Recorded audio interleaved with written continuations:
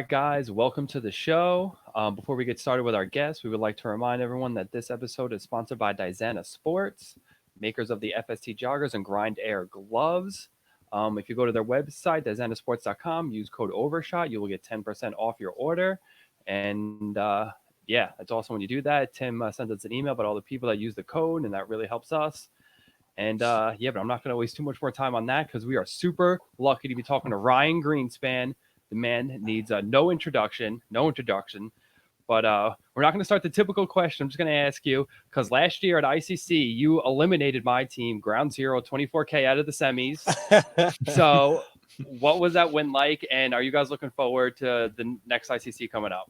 Yeah, man. Well, first of all, thanks for having me. I'm glad that this all worked out. Apologize for always kind of being so up and down, getting back to you guys. Got a lot of stuff. Surprisingly, a lot more busy during this quarantine when I'm home than I am normally, which doesn't make a whole lot of sense to me. But I appreciate you guys working with me. I know you kind of waiting for me to jump on here. So I, again, appreciate the patience you guys are giving me. With that being said, I'm stoked for ICC. I think it actually is probably going to be our very first tournament back, first time playing, after this whole thing gets like the lockdown eases up. So, I mean, hopefully we're still going to be able to play that. I do remember playing you guys, man, it's tough playing out there. I'm just glad. I think one of the keys to our success, did we play you guys on the hyperball field? Yeah, I believe we did, right? Yeah. So that was the big key to our success. And I think that's like one of the reasons we were able to do so well is, when Dynasty started, we were like right on the cusp of moving out of the woods and into hyperball. And then airball was introduced. So like, that's the closest kind of way to look at the two different, genres of like being in the woods and playing on our kind of category, the sup air, the speedball, as depending on how people out there call it. But so I think we had a huge advantage in that, and that also helped propel us forward. Whereas like X Factor guys and all those other dudes had to play all their semifinals or matches out in the woods. Yeah. And I think that the hyperball gives each team, a very balanced, even field, and there's no like benefit for having one side or the other. As a matter of fact, we chose the side where we were left-handed in the snake, where every other team wanted the side where they were right-handed in the snake. We ended up playing every single match on that side of the field, and that everybody was thinking that was the bad side. But I think that we had our our ringers playing left-handed in that snake, and we loaded it up, and that was our game plan that a lot of people didn't really realize and recognize. So had we played you guys out in the woods, I think maybe that there's a very good chance, luck of the draw even, you guys could have gotten the better side of the field, like on that I forgot what field it is. I don't even know what the numbers are, but there was that one with like there was kind of a berm snake thing. Yeah. People were calling it, and it was like really hard to break one side. You're running uphill, and then the woods on the other side was like impenetrable on either side of the field. If you got the bad side there, any team, like my mom and a bunch of her friends could probably hold off a bunch of guys. You know what I mean? Yeah. Like, so we were. I mean, I'm gonna call it kind of luck, a lot of skill, a little bit of luck that we were even able to draw everybody on that hyperball field. And then, I think we had the upper hand. Yeah, personally, I was just happy to draw you. We were talking to Ronnie the other day, and I brought up a point that he even realized that, because I said I've only been playing a couple of years. I haven't really played that many tournaments, and I love this mechanical form and ICPL form, right? Because if you look at my APP, I'm a Division 4 ranked player. It would have taken me years to get the chance to step on the same field with you guys. And in my third year of taking tournaments seriously, I got to go one-on-one with you guys, and that's awesome. And that's the only way you're going to jump faster, if you ask me. No, absolutely, man. And I say that all the time in all the clinics and stuff. Any chance, you can get to play, fight above your weight belt or, your weight class, like do it. You got to do it. Cause, and then the other thing is it's just kind of fun to play. That's how we got good. Right. Just go out there and see what happens. Mm-hmm. But so next I want to kind of get into what have you been doing in the quarantine? And you guys had the field courses come out with everyone's signatures. I love Arturo's. Yeah. Arturo's is definitely the fan favorite. That's for sure. I mean, the colors just really pop, and it's something different. Unfortunately, and I guess I've just learned this now, but we're not that creative. The guys. Well, actually, two things. One, we're not all that creative, and two, we all are very like-minded. If you look at I looked at all the guns because I do a lot of creative concepts and artwork for the team along with Alex Frazier, and I'm like, everybody's gun's silver. Everybody's gun is almost exactly the same, and then we got Marcelo who completely like redid his, and I redid mine a little bit, and changed things up. But no, we're super stoked on how everything came out, and I think that Arturo is definitely takes the cake, and he's got a huge fan base down in Latin America, and those dudes are just eating that thing up. And it's a really cool story. I don't know if you guys have been able to watch any of those At Home with Dynasty shows that I've been doing weekly with Go Sports. It's pretty cool. Yeah, thank you. I appreciate that. I really do. I'm trying to try my hand in the whole interview process, seeing how that works out. So that's one thing I've been doing. So with that being said, with I know Arturo's he runs the MXXL and everything like that, and I'm sure, like I said, you've done plenty of interviews and everything like that. As far as I'm sure there's stories you haven't told with Dynasty or anything like that, but kind of give us like I know you played with the Expendables. I know you've played in the Super Sevens. I probably almost every other league. You're one of the more traveled guys, along with Marcelo, Ronnie, some of the Heat guys and stuff like that. So. I mean, how did that whole Expendables thing happen? I know they're from like New Zealand or some shit like that. So yeah. So the Expendables, shout out to those guys. They're awesome. As a matter of fact, I was doing a live event on Monday for BKI, and my little calendar notification popped up while I was doing the live show and said, "Ding, flight to Australia tomorrow." So I was actually supposed to be in Sydney right now for event number 2. Obviously, that's not happening. Yeah. But no, the Expendables are great, man. There's it came from the team owner. His name's Dave Hopkins. His son played paintball, and it was just a way for him to bond with his son, because they had kind of gotten disconnected a little bit, and his son was kind of like just trying his hand at a bunch of different things, couldn't fit in anywhere. And so Dave is such a generous and incredible guy.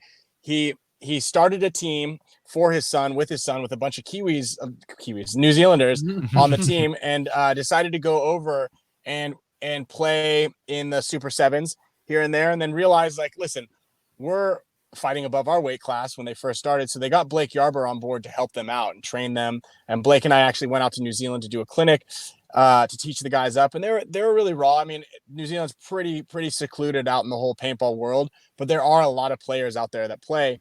And he realized that he realized what most of us realize about paintball is it's such a unique sport. It's the only sport in the entire world where every player on the field has a direct effect on the outcome of the game. So everybody essentially has the ball, right? If the three of us go play basketball or something, you guys can just be like, Ryan sucks, don't pass him the ball, right? Out in paintball, you can't really do that. I've got a gun. I can impact the game immediately, And so Dave kind of realized that. He realized the bond that it brought together with everybody. So he wanted to make his team as competitive as possible. So with the help of Blake, he got us on board, and he also wanted to put New Zealand paintball on the map.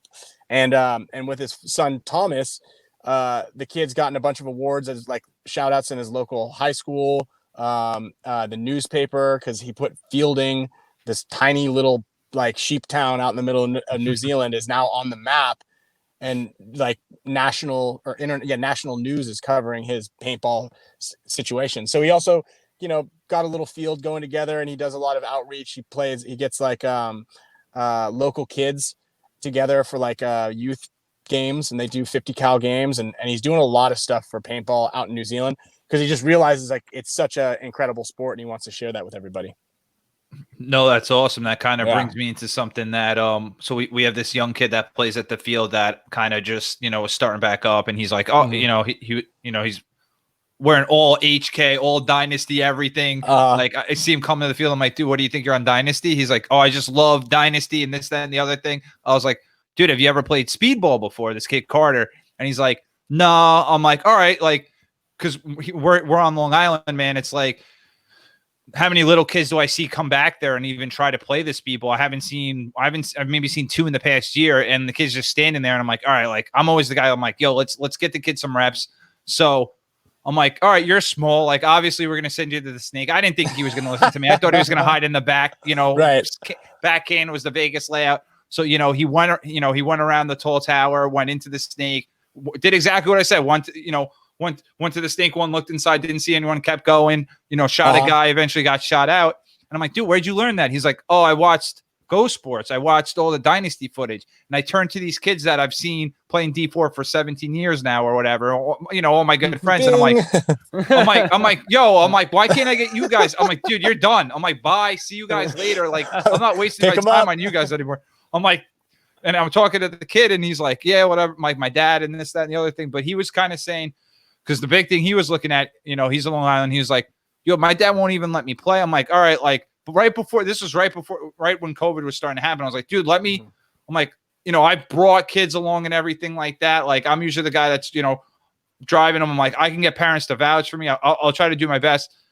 Then COVID happened, never did anything. But he was, big on like going. He's like, oh, I don't know if I'm going to be able to go to the BKI summer camp. I'm like, dude, you need a network. You need to get your name out there. You need to do things like that. And he was like, well, can we do something here on Long Island? I'm like, yeah, we can. I'm like, on a lesser level. I'm like, we'll build it up. We'll see what's going on. I'm like, I'll reach out to the local field, see what we can do. I talked to Kyle Berry. I know he did something in kind of like South Florida or anything like that. But kind of, going off that, I mean, I know you're a big proponent of the BKI camp. Do you know if there's any, things of maybe bringing that to a couple different areas? I mean, I know they got the thing going on in July. I mean, I recommend people to go to it anyway. If you can make it, you can make it, man. You got to make it happen. But yeah, I mean, so I recommend any kind of, if you can get a pro camp or event, or you can get access to a pro player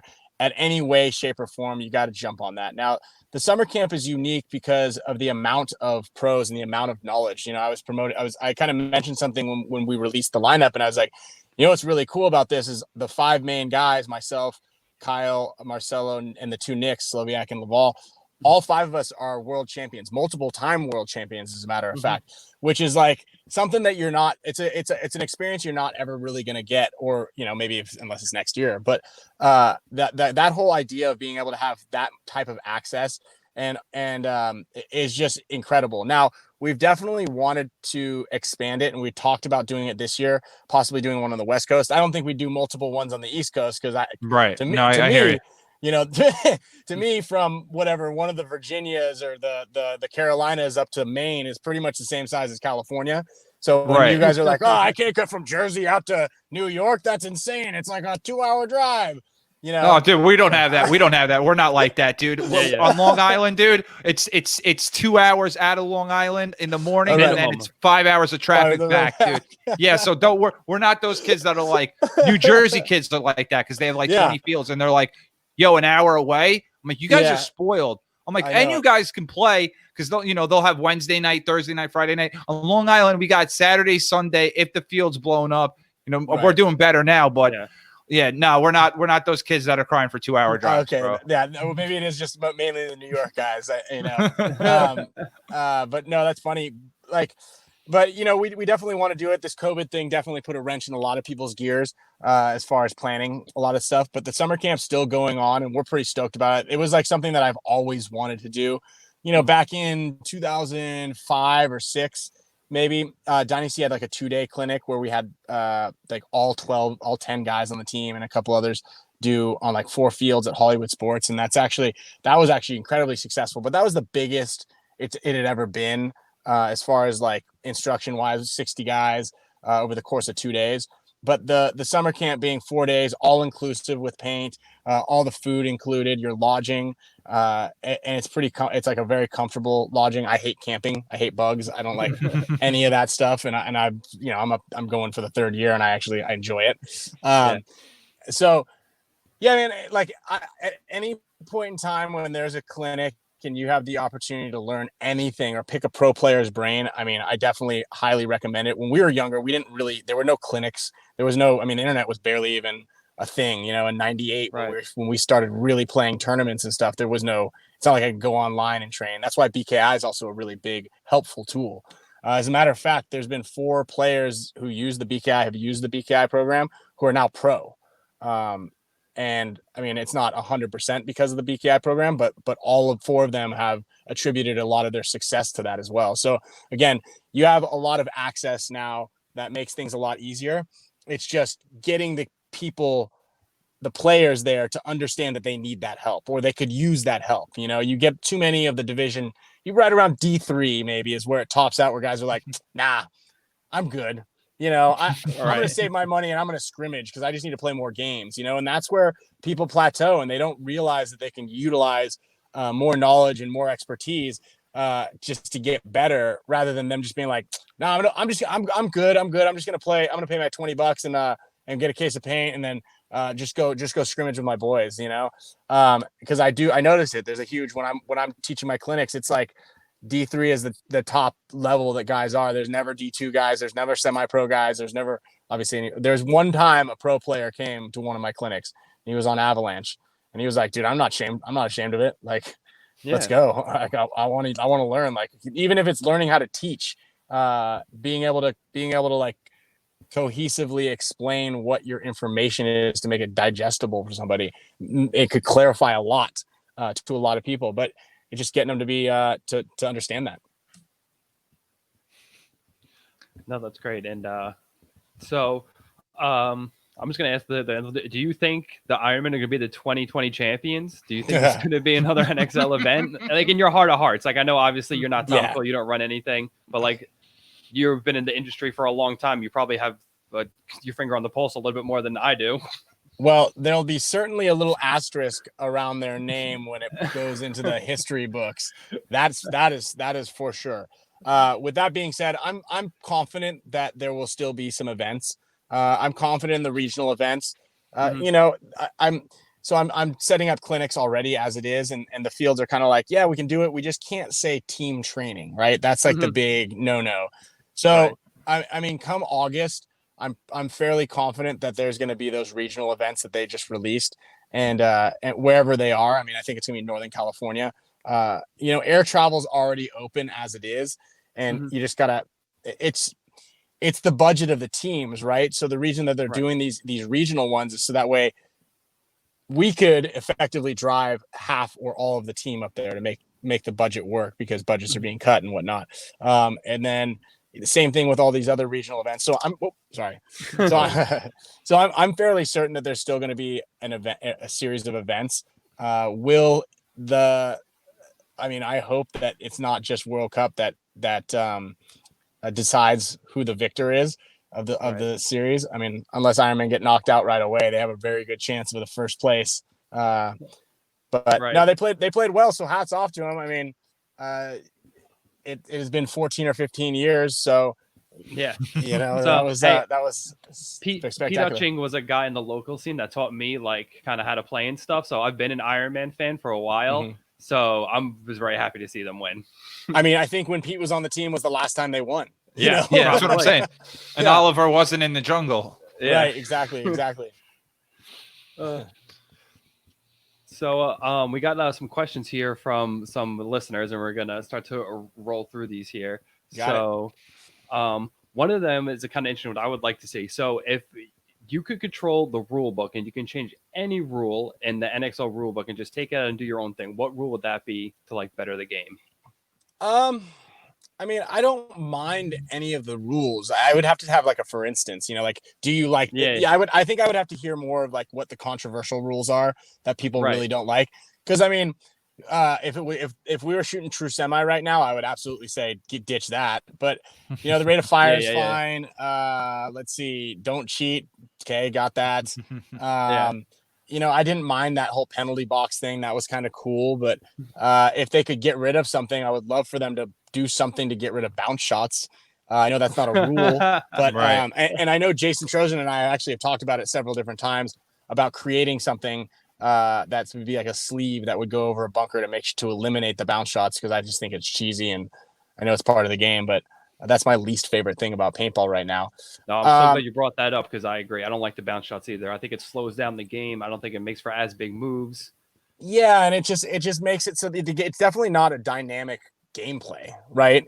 And while people will argue, well, it's part of the game and you got to be smart enough to be able to move and do this and do that, it's like, yeah, But at the end of the day, like, we really need this thing to kind of like be somewhat consumable to the end, to the viewer.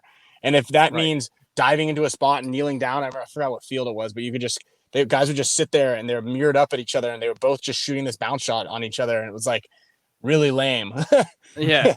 You know, no, I agree. It's like, it's not exciting to watch, and we're No. trying to get the sport like on the next level. And I think those more dynamic moves are part of that.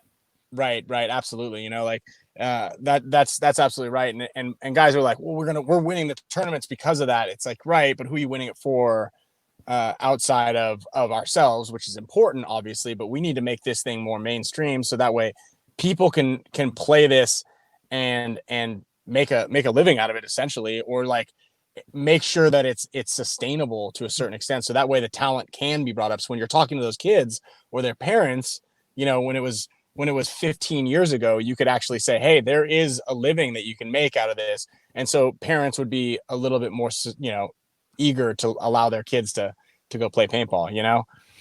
Yeah, right. So, now you tell them I'm going to be a pro paintball player. Yeah, they're like, and you're going to get paid? What? Yeah, right.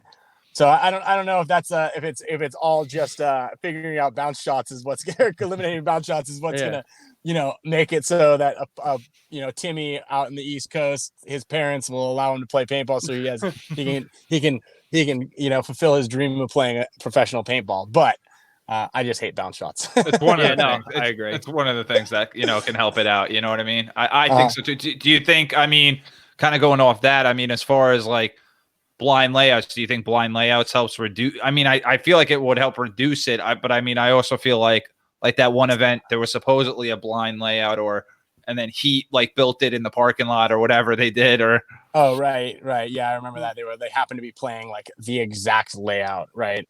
So the whole concept of a blind layout versus not, I understand the reason that they released the layout, and they released the layout because they work closely with the fields. If there's no blind layout, then the field owner essentially doesn't guarantee that they're going to have a full field for 2 weekends for every event, right? Guys will still play, but will they play as much? Will they be as creative with it? You know, will they just kind of like, and then the whole flow on the field will be kind of screwed up at all the practices. So imagine if you're a field owner and you're like, all right, just make something up and put it up. And they're like, okay, well, we'll make something up. And then everybody complains, oh, well, this field kind of sucks. Why don't you set something else up? And then, so now the field owner has flack for that. And then the guys in the Jersey area, for instance, who have lots of options, are going to be like, well, this guy set up a way cooler field last weekend. We should all go play there. And then maybe we're just not going to play this weekend because of our budget, and we don't really have to, because what are we even going to practice? So the idea of having a legitimate field layout definitely allows for the field owners themselves to be able to guarantee that they have some sort of revenue coming in. And we all know that the tournament players are very entitled, to say the least. And so they want to play as often as they can for as cheaply as possible. So realistically, the only thing that funds a tournament field is the walk-on side anyhow. So if you diminish the amount of tournament players that come in, it's going to probably sour a few field owners. So with that being said, like we were talking, because Kyle Berry's big on like, you know, bringing new kids in and stuff like that. You know, as far as rec players versus tournament players, I feel like, you know, when I started, rec people were converting more into like walk-ons than tournament players. But he was kind of saying, like, if you look at it like as a one-time deal, like, then yeah, obviously the rec player is going to be more money. That's your bread and butter. But that one rec player might play 2 times a year, and you might get your, you know, $40-$50 a pop. And then the, you know, the speedball kid might be getting $15-$20 a pop, but you see him more. So yeah, like long-term, that's a better buy. I don't know. I feel, and I mean, you've been at a lot of clinics, you've been to a lot of fields, that not that there's a little bit of a disconnect by getting, you know, I'm more so my area that these kids aren't converting. These kids are going to the field one time for Tommy's birthday party, and they might not even know, like they don't even know there's a pro scene, and then they don't even know there's a step after that. So I mean, right. Yeah, I mean, listen, it's important to have both aspects. It's really important to be able to show your rec players that there is a tournament side. There's something that you can kind of like step up to if you really do enjoy the game. Now, the concept, and I've brought this up to field owners too. I said, the concept of the rec player kind of offsetting, or the tournament player offsetting the costs of, or the revenue of a rec player because they play more often, is I've had that discussion with field owners before, and apparently, so a rec player is not spending $40; they're spending $100, right? So their cost, the cost that a rec player, or the revenue that a rec player brings in, is substantially higher. So they said that it ends up being like one rec player is about 3 days of a normal tournament player. And you're going to get that, and that's the thing. You are going to get that eventually. The other thing is staffing the tournament side is, I believe, a little bit thick as the setup of the thing. The takedown, you got to buy a new field almost every year. When you set up a rec field like Pendleton, that place was built 8 years ago and they haven't changed a single bunker on it, right? But to set up the tournament side, there's laying turf, there's nets. If there's not turf, then some player is going to be like, why don't we have turf? They've got turf up the road. Let's go there. So now we got to put in $15,000 or $20,000 worth of turf. Or, I don't like this layout, or these bunkers are deflating, so there are a lot more costs associated with running the tournament side. However, I do think it's incredibly valuable. And again, most of the fields that have a tournament side, that's mainly funded from the rec side. Okay. And we've done like little classes here and there about this, about the symbionts between a tournament player and a rec player. And I think this is incredibly important, that all the tournament players understand what the field owners are actually doing for them, right. by maintaining this piece of turf with these very expensive bunkers, and then trying to clean up after you. It's really important that the tournament players are doing something, not only in addition to like, here's my $30 or my $25, especially if you're even getting a discount on paint, because oftentimes rec players are paying full retail for a lousier box of paint. And then, I mean, out here in the California, it's a lot different. Like you can go to a store and buy pretty decent paint for like $20 to $25, right? Tournament paint at the stores is $40 to $45. If you go to a field in like Pennsylvania or on the East Coast or in Texas, cost like a box of paint's $90 for a rec player, right? Yep. So you got to think of that cost. And if you're a tournament guy going to a field and someone's like, all right, paint's $80, they're gonna be like, no way, I play here. I'm going to play here like 3 times this month. Please give it to me for 40. And then the guy's like, I guess that kind of makes sense. But now where does that give and take? Right. So I definitely think that I've told fields this all the time, because they go, man, how do we deal with some of these tournament players that are like, because otherwise they'll be like, hey, the paintball field down the road is going to give me a better deal. Mm-hmm. And now there's like a fight between it, so guys have asked me like, what can we do? And I was like, listen, you got to have them, at least you got to convince the tournament players, because you got to have them on your side, right? Yeah. Because they're the ones who talk about paintball the most, so you got to have them promoting it as much as they can on the side. And I think that's the key. That's the key to success for the fields. I mean, in my opinion, is making sure that your tournament players are happy, and they're happy to pay and support you. That was good. Sorry, long-winded answers here. No, that's good. I like the long-winded answers. No, that's why I like at our field too. A lot of our local guys have been helping out with like netting and stuff like that, just trying to make them more presentable and hopefully helping out the field and get more players there. Mm-hmm. But another question we want to get into, which I kind of want to, is about drills. And what do you think is one of the most overlooked drills that people aren't doing, that are just blown right past? So it depends on your I guess not your skill set, but your speciality, right? So some guys, snap shooting is incredibly important, but if you're not usually engaged in those snap shooting battles as much, I think that breakout shooting, right? So if you're talking to your kid that was a snake player, like for one of us, maybe breakout shooting is probably going to be the most important thing that we need to do, because we need to get a kill off the break. But this kid probably doesn't need to know that as much. I think a very, very simple, it's not even a drill, a simple skill set that's often overlooked is how to start on the start gate. Everybody just goes up there and stands on the gate, and they don't speak up. They don't say like, hey, you're in my way. it just kind of everybody stands there and just kind of the bully gets the most space, Yeah. right? And I mean, I've seen it so many times. I'm like, hey, why are you standing like this? And they're like, oh, well, what am I supposed to do? And I'll see it across the board, man. I dissected a New York Extreme breakout, and I'm like, I was gonna say this dude's standing in the wrong spot. I dissected a Team USA, one of the chicks. I'm like, why are you being sat on by the back center person when you're in the gate? Is this the fastest way you're gonna be able to break out? I saw that. Yeah. No, It's definitely a New York thing. Not. Like, it's definitely a New York thing. Yeah, I mean, like, but honestly, like, if it's something that you take it for granted. You just go out there and I'm like, all right, I'm gonna stand here, right? On our team, everybody's incredibly vocal, right? Mm-hmm. I need space. Can you give me space? And I'll say yes or no, right? Or I need to be here. And that ability to kind of understand where the conflict is always going to produce a solution, right? That's what we're doing out here. We're all trying to solve complex equations on the paintball field. We need to figure out these solutions together rather than one guy standing in a spot and then me going like, oh shit, I was last to the gate, so I'll just make my room in here. Like, if the field's kind of like tricky in a way, we'll all kind of move around without playing. Like Chicago last year was a great example where I think there was there's a can kind of offset back center, and then that snake was pretty easily makeable.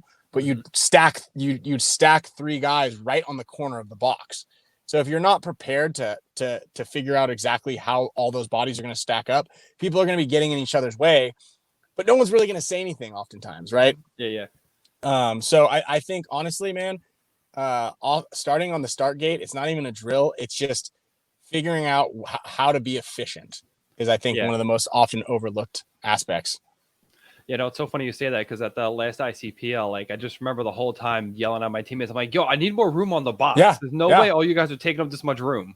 Mm-hmm. Like, I'm trying to make it to this corner alive here. Give me some space to get down. Exactly. But the funny thing is, you'll probably be mentioning that when they yell 10 seconds. Oh, yeah. Right? Oh, yeah. Yeah. And then you're like, man, and the whole game goes by, and then you got a 45-minute or an hour break. And then you go back out there and you're like, hey, guys, I told you, don't you remember? I need more space. So, like, the problem was never really solved. You just realize you have an issue, but no one ever, like, instead of after the end of the game, hey, all you guys, you 4 dudes, come over here. I need to figure out how we're going to start next time so I can make it up to this fucking corner.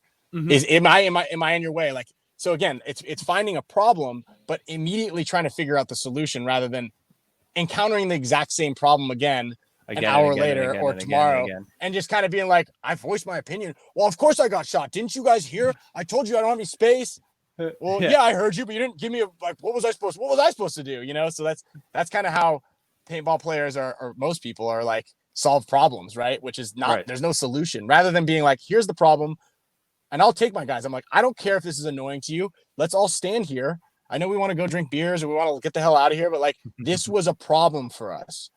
So we need to figure out how to be more efficient in solving this problem. And I'm telling you, if you look through a ton of these breakouts, you're going to see guys standing in such odd positions. And you're like, that doesn't seem comfortable. Right. Yeah. And then you're going to see them running around something that they don't need to do. And it's like, they're not going to say anything. So yeah, it's again, often overlooked because it seems like it's not even a paintball skill, but man, it's a game of inches. Yeah, I feel like especially in 10-man too, because there's so many people. Yeah, so many dudes. Yeah, and you're like, no, I need all 3 of you to move over, man. Yeah, tell me about it. I mean, I think we had 5 or 6 guys all playing the snake side. We had 1 guy in the middle, and then 3 of us on the Dorito side, and everybody else was over back center and snake side. So imagine how crowded that was. Yeah. I mean, I play on the amateur Grand Zero team, and I got Rosie and Mooner and all these guys that are great players, but in their 60s, they're not as slender. No room. They look at me. I don't think I need more room. They look at me like, yo, kid, find a spot. I don't know what to tell you. Yeah, I don't know what to tell you. Figure it out. All right. You're like, shit, I can't tell them what to do. Yeah, exactly. Yeah, exactly. But the other thing I want to get into is, you guys played a couple of the ICPLs maybe the first year, but you weren't on this year. Are you taking this year off? Do you plan on maybe doing that next season? Yeah, I mean you guys are busy. Yeah, well, it's a pretty big drain on the budget to get the team out there and commit to it. So we committed to it last year. We played the other 2 and ICC.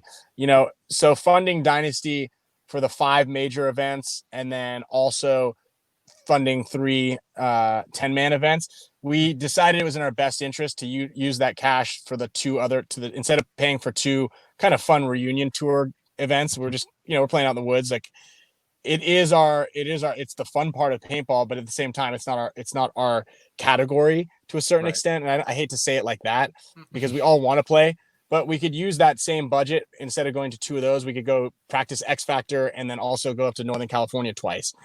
So it's like it increases Dynasty's tournament practices, a lot more substantially, right? So we had to we just cut the other 2 ICPLs, and we're gonna be at ICC though. Yeah, that's awesome. I can't wait. I'll come up to you guys and meet you in person finally. Oh, he's back. You're there? Okay. Yeah, you're there. You scared me. But you cut out for a second. Yeah, you disappeared for a second. I had a heart attack. We're all good though. You're back.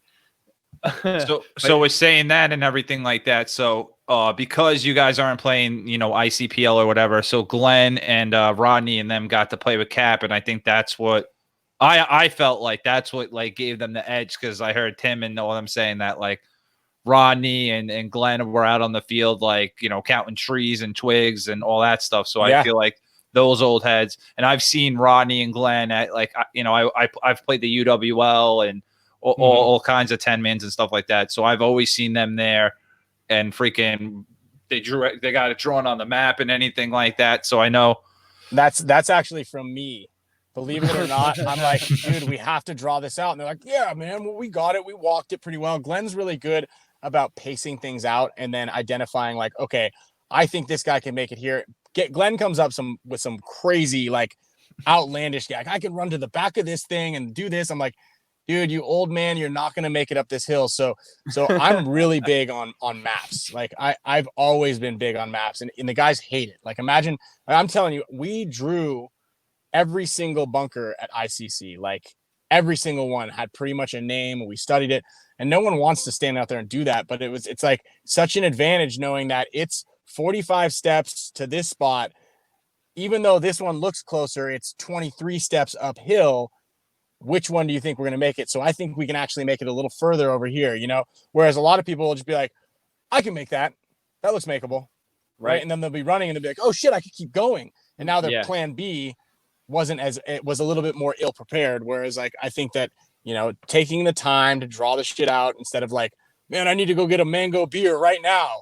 It's like, we're out here. We want to play paintball, but we also want to try to win this tournament, Yeah, we're trying to win. And I told the guys that. I'm like, listen, we can drink beers, but like, come on, man. What are we here to do? Drink beers? To drink beer out of the paintball cup? Tournament. Yeah, drink the beers. But our squad, our camp does that too. So Travis, your mic is cut out on my end. Oh, really? Oh no. What about you, Waldo? Can you hear me? Okay. Nope. No, I'm back. I'm out now. I can't hear him. Oh no. Can you hear me? Yeah. Oh yeah, I got you. Okay, now he's definitely muted. All right. So while he's trying to fix that and everything like that, so he was saying, he plays in the Ground Zero camp and all that stuff, Una Rosie, Will Arroyo and stuff like that. He said that's a big, thing that they do. Walk the field for a long time. Right. I don't know if they drew. I don't know if they drew anything out. I kind of just went to like talk shit, and then I got picked up by CEP actually. But you know what I mean? I was like, I'll come and just talk shit about all you guys or whatever. And then all of a sudden I hopped out the car on like tournament day, and one of the guys from CEP that I played with back in the day, for a 10-man was like, dude, I know your team's got 100 guys. So I was like, no, I was just here to fucking talk shit and fucking watch old dudes fight in the woods. And he was like, all right, dude, like, you want to play? I'm like, all right. Turn to him. I'm like, dude, give me a gun. I think I'm back. Right. So,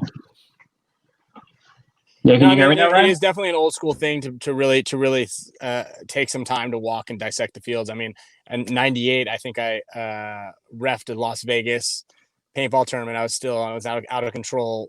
Would have been D4, something like that, rookie or novice. And and I mean, I remember seeing these guys walk the fields, and like Daryl Trent's like breaking little branches, and he's like, all right, like I'm gonna shoot through this little hole through here. I'm gonna be able to shoot it straight through the back with a shocker 4x4s and stuff. So like, I mean, I admire that, and I respect it, and I understand like that's kind of what you have to do. So yeah. you might have to. So John, you can hear Travis? Yo, Waldo, can you hear me? Can anybody hear me? I can hear you. Yeah, I can hear him. You can't hear him? No, I cannot hear him. I can see his lips moving. All right, Waldo, just keep So I guess talking while I Travis, figure this out. do you want to ask Ryan, and I'll just game move of telephone. it over. Yeah. Just keep going. I'm gonna try and play with this a little more and hope I can figure this out.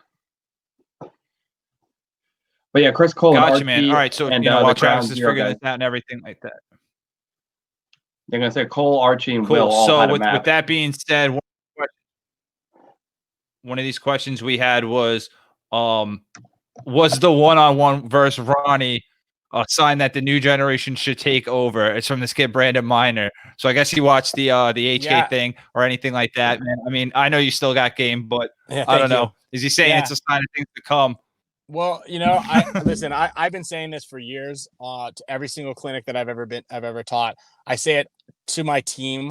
Like I'm out here, I'm trying to win. I'm playing, I think pretty decent paintball for the last 20 years. I'm waiting for someone to finally come up and try to take our job. Right. So if you look at I wouldn't even want to call it the old guard of paintball now, like myself, Yosh, Alex, Alex doesn't play nearly as much anymore. He had some injuries last year he's dealing with, but you have Ryan Moorhead, you have Tim Montresor, Chad George, even Archie, like the top guys are the old guys, right? So yeah, man, like come and get it. I guess when I become obsolete, I guess I'll be somewhat happy to hand off the torch of paintball. And yes, he beat me in a one-on-one tournament thing, exhibition match. My bad, right? But paintball, the beauty about paintball, and this is why I love it so much, and this is why I think everybody else can agree, is it's not a one-on-one sport.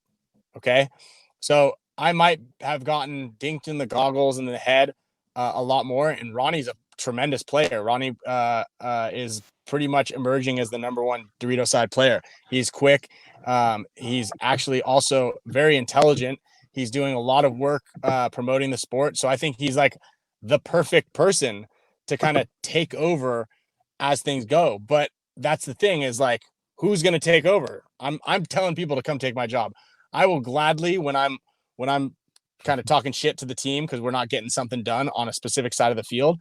I will gladly go over there and do it myself, right? So I'm not just talking shit and being like not able to back it up. And I think that at least my colleagues in the league can attest to the fact that I still have a little gas left in the tank, So I know I got a lot of flack with it. I almost said to Brandon, I'm like, God, this is like one of the worst career choices of that I made in paintball was playing this one-on-one and then losing in it. Obviously, not that was by choice, but one-on-ones are kind of a lose-lose scenario anyhow, because I'm expected to win. Everybody's like, oh, Ryan's gonna win. So if I had one, they'd be like, oh yeah, Ryan's great. Of course you won. Of course he won. He's been doing it for years. And then when you lose, it's like, of course he's like, it's over. It's over. He sucks.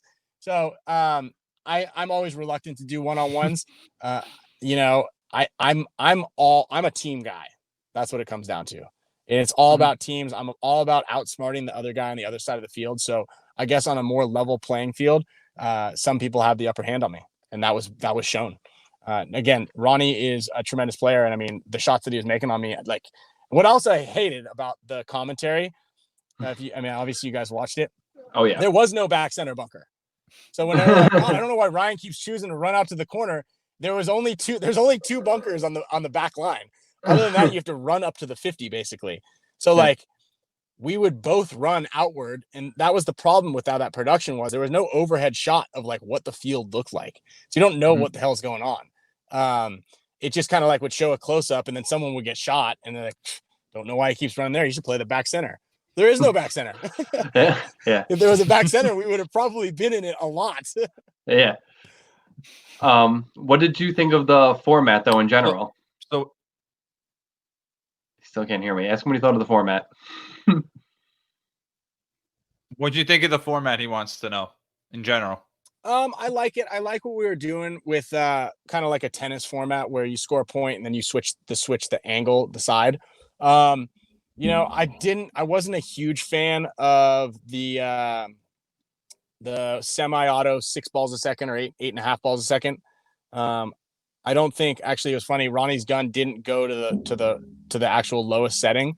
his gun just physically, like the Luxes don't have a setting for like 8 balls a second or whatever it was set at. So we had to set it up to 8.5, or I don't know. I remember there was something kind of strange about that. I don't know. It's cool. I think that it's very repetitive. The rules were changed a little bit from Tyler's, so it made it a little bit more dynamic with the scoring system. So while I think he beat me 12 times and I beat him only 8, the score was way skewed because he scored all those points up in the front, those 2 and 3 point scores. So I guess it's kind of fun, but man, like when I'm watching paintball, I like people getting bunkered. I like seeing that excitement, right? I like people getting shot a bunch, not just kind of, oh, he just got dinked. Oh, he got dinked, you know? So I'm interested to see. I've got the one-on-one thing, and I've been trying to pitch it to Tom, and we were kind of in agreement to do it. And it's that red zone drill. Actually, it's not even my drill; it's Marcelo's drill. I think that that's like the cool way to do a one-on-one because it incorporates the teamwork aspect of it. I don't know if you guys are familiar with it. It's basically just a one-on-one down the Dorito side, but there's very similar to how the Ghost Sports just came out with the button system. So there would be like a bunker that you have to touch or a button on the red zone of the other team's side of the field. If you get shot, you have to sprint back and tag your team in, right? So it makes it a lot more selfless, right? So you can't just be like, oh, I got shot. Dang, I'm gonna go back and mope a little bit and then get ready for the next point. It's you got to hustle back and get your team back in the game. So I pitched that to Tom to do like a pro-am. I think that'd be really cool. If you get like the top 10 pro teams or the bottom 10 pro teams, and then you get 10 divisional players and you mix them all in. So it'd be like a 10-on-10 event with divisional, semi-pro and pro guys kind of staggered. Cool. I think that would be a really cool thing to do at like a halftime at World Cup or something like that. Again, it's super easy to ref, and I think it would get a lot of traction, and it's fun, man. When we've done it at the combines, everybody who's there for the actual event, the MXSL or MXPB, whatever the hell it is, those guys are all like stacked along the sidelines, like watching, because it's like, again, it's very dynamic. There's lots of sprinting, there's lots of diving, there's lots of individual skills that have to happen. You're racing against another guy. If you get shot, you're bunkering guys. Like, it's in your face, you know. And right. I think that that's kind of what we need to show. And there's like a strategy involved, right? Right. No, that sounds good. I know a couple players, from up here that have gone down there and have done that drill. That's definitely one of the favorites. So I mean, that sounds like something that would be cool. I've watched it or anything like that, so I think that's good. Something that I was kind of even thinking on, going back to what you were saying kind of previously, about Ronnie and about yourself. And you said he does a good job promoting the game and everything like that. So that's actually like one of like the big reasons why I seeked you out, I seeked Ronnie out, because you guys have a good following. You said he's a good D-side player, but he credited a lot of his People's Champ Award to his work getting a good following. So I think that and we kind of touched base on this with his episode, is that using social media, it's a big tool and things like that to help promote the game, and fields should use it more to promote their parks and stuff like that. I know Bear's a bit of a clown, but I mean, I feel like he gets enough hype and stuff like that to and he gets music guys and people to their parks and everything like that. So I mean, are you just one of the guys that just dug into it more than other guys or whatever like that? Because I mean, I feel like you're like the top guy for followers. I mean, it doesn't always translate to dollars and cents, but I mean, it definitely helps you do what you're doing, right? And promoting paintball. Yeah, actually, it's funny about Bear. I mean, I love what Bear does. I do. It does kind of irk me that if he has someone out there and they're like, who's the best pro player? Who's the best player in the world? He'd be like, it's me. Obviously, look, I got my own park. He says that all the time. It says it on his thing. Like, he's a 12-time world champion. He's not. So he does fib quite a bit, but the best stories are embellished, and he does a really good job of embellishing a lot of the stories. And he's incredibly talented with his words, right? And he's very, very witty. And I think that what he's doing for paintball, regardless of whether or not it pisses people off, I think it's a great thing, right? He is another voice for paintball, as obnoxious as that voice is sometimes. It's getting paintball out there. And again, his ability and his dad's ability to market is I think it's a tremendous ability.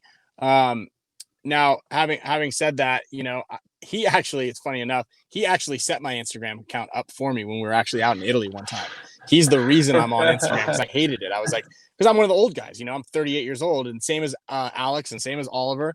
Those dudes hated it. Yosh just got an Instagram account this year, like in the last 3 months, only because, and he doesn't post on it, only because he wanted to be able to see what is going on with, Field One and Dynasty and all this stuff. So like, it's like almost trying to explain Instagram or social media to my mom. Like, it's just not going to happen. So we're on that transition now. Having said that, I was the first one on our team and in my, I guess, age group to really harness that power or that information and really like use it to market, because I understand how it works. I understand the marketing aspect of pretty much everything. I don't want to say everything because that kind of doesn't sound quite right. But in this game, I understand the marketing of it, and I understand the value that the marketing brings to a field when I'm doing a clinic, to a paintball product, and whatnot. And all those guys have now jumped on board as well. But I remember, man, in the beginning, I was trying to get like content. I'm like, all right, let's all take a team picture. And Alex and Oliver, especially Oliver, like, did not want to do anything. Like, I remember having these arguments with him. I'm like, listen, man, I'm trying to sell your guns. Like, let me take a picture of this for you so I can put it on my social media so I can make you some money. And he's like, that sort of thing. And it's funny, actually. I remember when Ronnie was doing his vlogs when he started them up, because I used to do it, and it's a lot of work for very little return. I remember, I would spend hours creating, shooting, like all the video content you have to create. So he's the director, the producer, the writer, the star. Okay. And then you have to be okay. And this is where I draw the line. You have to be okay with walking around with a camera in front, like holding a camera. I think those kind of annoys me, and talking to yourself.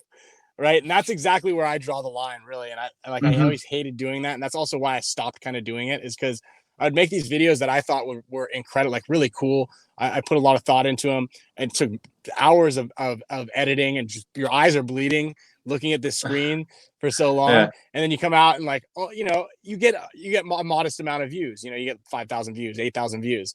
And then I'll take a one angle GoPro shot of me talking about my gear bag, and it's like 50,000 views. Like, you want more of that? I'm like, well, why don't I just do that? Because that's what people want. But then you get the diehard fans are like, man, I really love your travel videos. And that, like, I love that. I'm like, damn, that's kind of what I wanted to do. That's why I love paintball and being able to have an audience, because I'm trying to explain. I'm trying to get that information out there that you can go out and play paintball pretty much anywhere in the world. There, and then you can also do a lot of other really cool things that I would love for people to be able to, enjoy. I think that there's a lot of stuff out there in the world that I've been fortunate enough to be able to do, that I love to be able to share with people. So rather than doing the vlogs now, I just kind of throw it on my Instagram account in between my gear bag and my Signature Series gun. No, I remember one of the videos was you guys were on a boat. Like, you guys took like a small like dinghy boat out. I think it was you and Kemp or whatever. Yeah. Fandango or something right. Like that. Yeah. We get jokes about that all the time. Well, that was cool. And then I think the other thing, kind of going back to Oliver and anything like that, I remember you guys, kind of going back to like, travel and paintball and stuff like that. You guys were in, I think, Iceland or whatever it was, like that, in the van or whatever. So I remember that part of, I think it was 15 or whatever. But kind of going down that road, like, what, besides the U.S., or maybe even was better than the U.S., like what has been your favorite destination that you went to that one either encompassed, had paintball part of it, or just a trip that you enjoyed in general, like your favorite trip? Yeah, man, that's such a tough question. I've had this conversation with so many people before, and I really have private conversations and whatnot, but I really have. It's difficult for me to answer that. A lot of people are like, what's the best place to go to, right?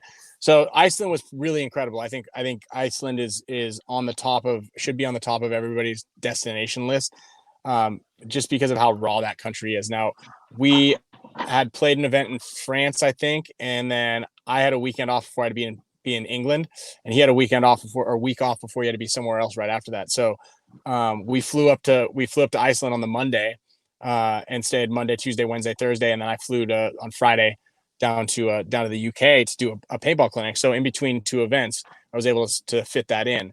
Yosh and I've actually been out to Gabon twice. Gabon is a country in central West Africa, which is like, I mean, if you can think of if you think of West Africa and you think of all the movies and the scary shit that you've seen out there, like that's, I went there twice, on the equator. Like, when we played paintball in this really, first they took us to this, one of the guys is in the military, so that they trap all the venomous snakes so they can so they can learn about them. So he takes us there, and like they're like tapping cobras on the head, they're doing all this stuff. They're like, oh, this is the Gaboon pit viper, and it's like, I don't know, it's like the size that's thick as a fire hose and about only like 2 feet long. And they say it's got the longest fangs in like out of any venomous snake, like 2-inch fangs or something like that. And you can barely see it in the cage amongst all these like dead dry leaves. Flash forward 2 days later, and we're like playing paintball in the tall grass on the equator, like exactly. And they're like, you guys start over there in those trees. And we're like in what the terrain in this little terrarium that they just had us go look at 2 days prior in the brown leaves. And it's like that was a pretty cool experience. Paintball took us up there, and we've been to Bali a couple times. I mean, Australia is pretty cool too. New Zealand is like an outstanding place to go as well. So I mean, like, it's so hard for me to choose one thing, but paintball you can go out to these places and then also play paintball. Right. No, that's awesome, man. And as far as like, I know you said you were in some like jungle type of warfare or anything like that. I know you've played a few big games. I think I seen you on some flyers for some ones that, paintball explosion and stuff like that. But I mean, have you ever played in like I don't know, an abandoned building or something crazy? Or I know Germany's got some big games where they're in castles. So I mean, have you ever played any big games in something that's like we won't get here in the United States because it's so freaking dangerous? Yeah, I know, right? Yeah, there's too much liability. No, I was actually just talking to Gary Baum not too long ago, and he was telling me about how the Russian there's a Russian big game that he goes out to every year, and it's like played in an insane asylum. In Colombia, they have one that they play at Pablo Escobar's old mansion. And in Europe, they have all sorts of. It seems like it's almost lawless in some of those places. But no, I've only played the big games here in the U.S. I mean, in Gabon, we played in this old abandoned, like, it was going to be like a consulate for some tribal people, but they ended up running out of money. And so they just kind of left it. It was an abandoned building, but it wasn't a big game by any means. I definitely want to play. I mean, I love playing big games. I think those are the most fun that you can possibly have playing paintball, because you just get to shoot so many people. Right. No, more targets. The more targets, the better, man. The more targets, the better. So I mean, I'm trying to. We ran through a couple of different things there, man. Real quick. So whatever happened to Matty Kling? I know he was part of the Expendables and things like that. Is that like done with? Is that on a pause, or like? Is he playing anymore? Did he get sent down and then whatever, like, needs more time to learn the game? Because I know that's happened with some other people, right? Not necessarily Dynasty, but yeah, I mean, we brought Matty on as like a project to kind of build him up. He lacked a little bit of physicality, which he was trying to work on. And he was a very, very calculated player. Like but then what it ended up doing is he kind of second guessed himself a little too much, and he wasn't getting the reps. And this is kind of like where you have to figure out what's best for the player, right? We wanted to help develop him as a player so we could retain him for Dynasty and hopefully give him a future on the team. But at the same time, he needs more tournament experience. So bringing him to the tournament on as part of Dynasty and only giving him 2 points a match or 3 points a match when we're up wasn't the type of experience that he needed. So we suggested that he goes and plays for a semi-pro team. And then at that point in time, I mean, he had the keys to the city here down in San Diego, even a place to stay. We got him a job. Like, he could train on a regular basis. I think he thought it was going to be a little easier than it was. And then in the meantime, so he has family out in Australia and family in Utah. So he moved to Utah, then realized that wasn't the ticket. So then he moved back to Western Australia, and I think he's still down there. And he just kind of wanted to take some time off. So, I don't know exactly the reasons, aside from, maybe he's a little discouraged that it didn't work out. Man, it's tough, dude. It's really tough. And you got to be able to grind, and you got to take everything with a grain of salt and just work as hard as you can. And he was in the program. I mean, like I said, we gave him a lot of the tools that were necessary, but, like I said, man, I'm waiting for someone to take my spot. So everybody who's on the team is in competition with me. Right. So, I'm not, I'm waiting for someone to take my spot, but I'm not going to willingly give it up. And so when you, they got to earn it. You got to earn it, man. And so I'm not going to be like, I'm nice. Well, I guess I'm not. I don't know. Some people, I guess, have mixed reviews here. But I'm going to help everybody to the best of my ability. But I'm also in competition, right? So it's not like I'm hiding. I don't want to misunderstand that I'm like hiding secrets from people. But at the same time, like there's a competition here, and everybody. And I think that's important to know. Like your spot shouldn't always just be guaranteed. And then the younger guys that are coming up, they got to be hungry to go shoot like you're gunning for the top guy's spot. Now, I don't mean go take a crowbar to his knees or anything, but like, or put like, some laxatives in his milk. But like, you got to be able to want to grind harder and play as much as possible, and really, really take the risks to getting better. And I know Matty was trying, but like I said, he moved away from San Diego, and he had a great opportunity here, and then just didn't work out. No, I mean, do you feel like, more so nowadays, like kind of doing this, and we're talking to, Joe Barra, we were talking to, one of the new guys on Columbus LVL, Justin, and stuff like that. I feel like a lot of these kids nowadays, like, you kind of said with Matty, like they think it's going to be easier than it is or whatever. And like the first sign of like, a little bit of struggle or something, like they don't do it. Not saying it hasn't been done, but you know what I mean? Like, we were talking to like Joe Barrett, and like he went out to Damage. He was eating freaking like eggs and toast like $7 a week or some shit. And then he didn't make it. And then, he came back and did it again. He's like, yeah, I had to try out for a pro team like 3, 4, 5 times before I fucking did it. You know what I mean? So do you feel like, one of the other things with kids nowadays, and it's kind of with everything, is like that instant satisfaction. Like they think they're grinding, they think they're trying hard. Like, I don't know. I kind of feel like, yeah, man, snowflakes, dude. I feel like that's an issue, man. Generation snowflake, dude. And listen, I don't know. I have a theory that this whole, if you were born after 1990, you are super soft. And you were born in the 2000s. If you grew up playing like online video games and talking shit to somebody over the computer, it instills this innate ability to like give up and quit.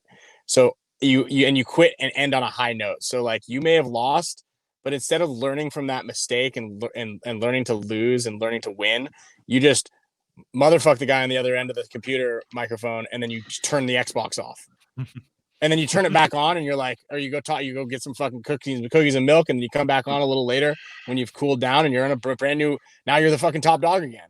So when you actually translate that to like real world issues, and you face some sort of adversity, you're going out there and you're like, fuck, I can't quit this. And like, oh, maybe I should. Like, this is stupid. Or man, this is really tough. So but like the cream rises to the top, I guess, right? Is that what they say? So, I mean, we're going to find the people, but that's also the tricky thing about paintball, is sometimes teams have to settle for who can afford to be there. And that's the other tricky thing about paintball, there's so many guys that have talent but they just can't find 4 other people that are responsible enough to like play paintball. And then on top of that, you're talking to teams and players who are like, all right, we got to practice every Sunday. And some guy's like, yo, man, this is costing me $100 a week. I'm going to take this weekend off. Right. Like, don't tell me what to do. So it's so difficult to manage all the different types of emotions on a paintball team, and expect a lot of people to like want to give as much as you're giving. And then you also see that, and it it could create a little bit more reluctance on your part. It's like I talk to guys all the time, like, man, what am I supposed to do? Like, I want to keep playing, but none of my friends want to, like, are serious about this. I was fortunate to have Alex, Oliver, and Yosh on the same team, and we were the ones, like, just we were constantly like, all right, see you at the field. Like, we couldn't wait to get back out there and play with each other and against each other. And we would ref at the paintball field on Saturday, play on Sunday. If you get a half a bag of paint, back then it was 1,000 rounds, half a bag of paint for reffing, and then you play with that paint on Sunday, and get to the field however you possibly could. So I just think that some people are just, they think they're putting in all the hard work, but they're not really. And you gotta be willing to put in doing the shitty jobs, right? It can't just be all fun and games. You gotta do the work. I fall victim to this too. Like, I just played paintball last weekend.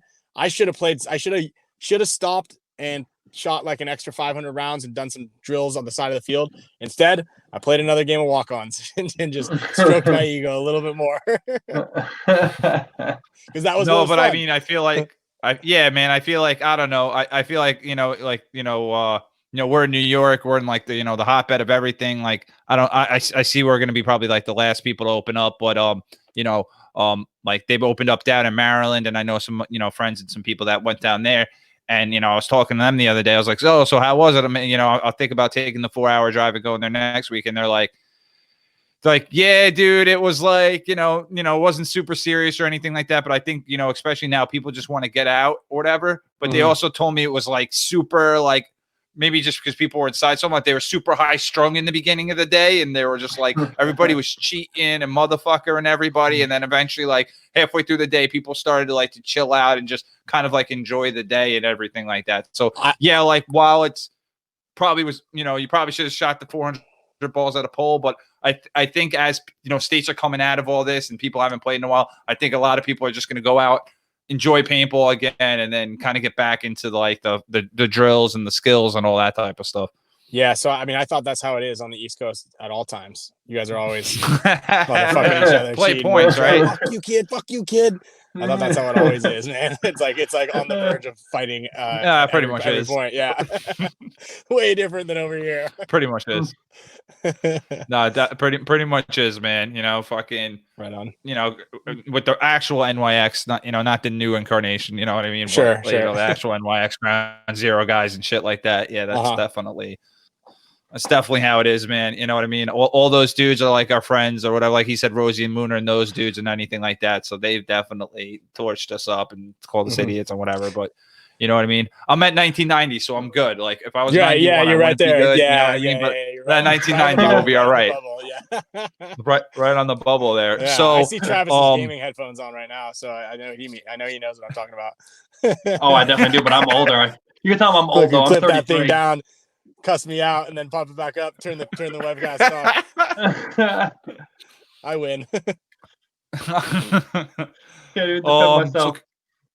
So something that it kind of popped up in my head, and I always mean to ask Rosie this. So when you guys beat Aftershock that first time, and they because I don't know, I wasn't really in the game back then. Like I started getting into it like 2003, 2004. So like they won the event, but then it got reversed. So like what happened? Like I know Rosie came back and said you guys won, and then whatever. You guys were eventually going to beat them anyway, but I mean, what kind of went down with that? Because I don't know. I think it's push. I couldn't figure it out.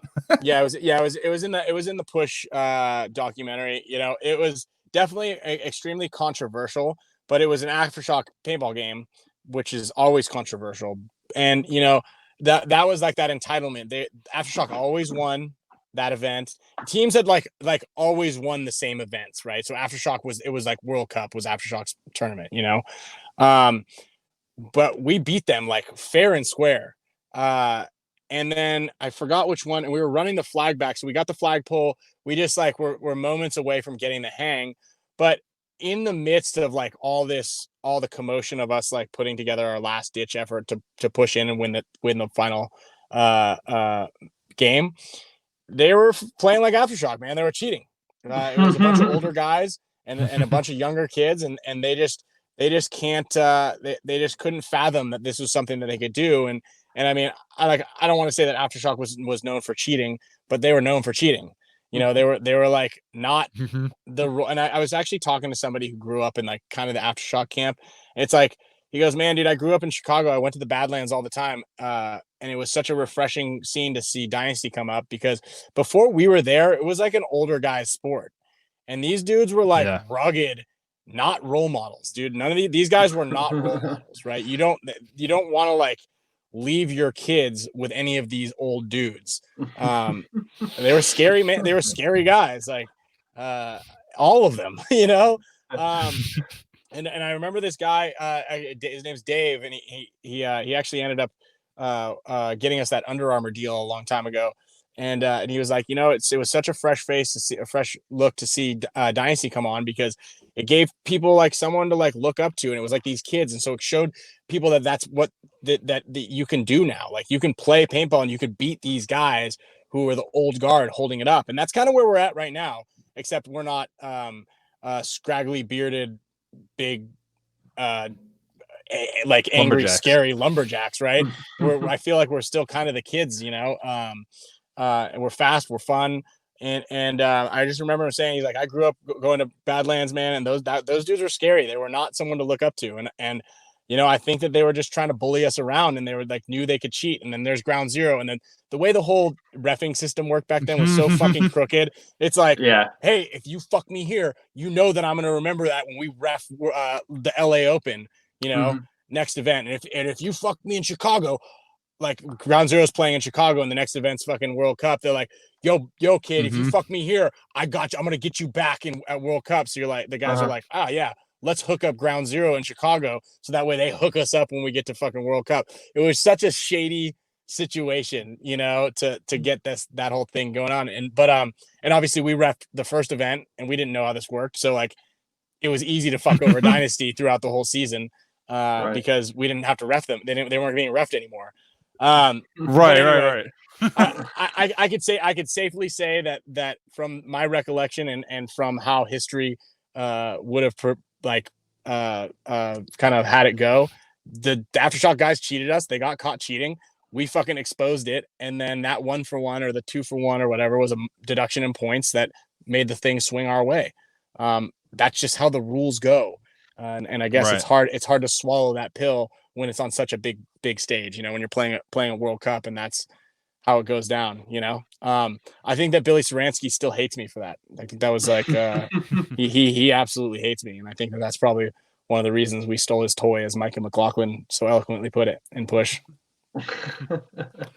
No, that's exactly what you said with the whole, ground zero reffing and this, that, and the other thing. Like, a guy that's like a good friend of mine, his kids, I'm friends with his kids, is, whatever. Tim Doyle, he played on ground zero, but he also played a little bit on All Americans. He wasn't like a main guy, but he even said to me, he was like, yeah, I remember being like a kid and fucking, Gary Noblet's like, yo, if you call me out, I'm going to fucking kill you and your whole family. Yeah. And he was just like, yeah, all right, exactly. Good, dude, you're right. He's like, this ain't worth my life. Yeah, man. Those are the dudes that were playing paintball back then. And it's like, fuck, man. And imagine being like someone like me who's 18 years old, reffing this fucking tournament, and then someone like Gary Noblet who is like, has probably killed people, says shit like that to you, and you're like, yeah, you're good then, I guess. Like, I don't know what else to do. And I mean, so it's like, fuck, man.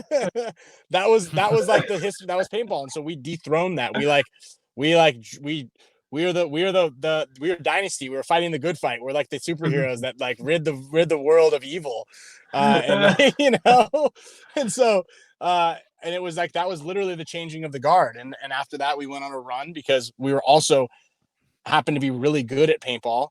And those guys couldn't really keep up with that, the whole concept of them, screaming at you and threatening your life, only went so far. Right. Not to take against all those guys at ICC. Yeah. No, and now we're all really good friends. We were still friends back then, to a certain extent. But I mean, like, huge respect to all those teams. I'm not saying that like they weren't good and that's how they won. I mean, those dudes are tremendous. And as a matter of fact, we played them in the woods not too long ago for some random woods ball event, and they won it. And they beat us. And those dudes are good, man. There's no discounting a paintball mind, right? And the ability to see and how to like manipulate and honestly solve those problems, right? Solve those complex equations on the field. It's not saying that those dudes are not good paintball players.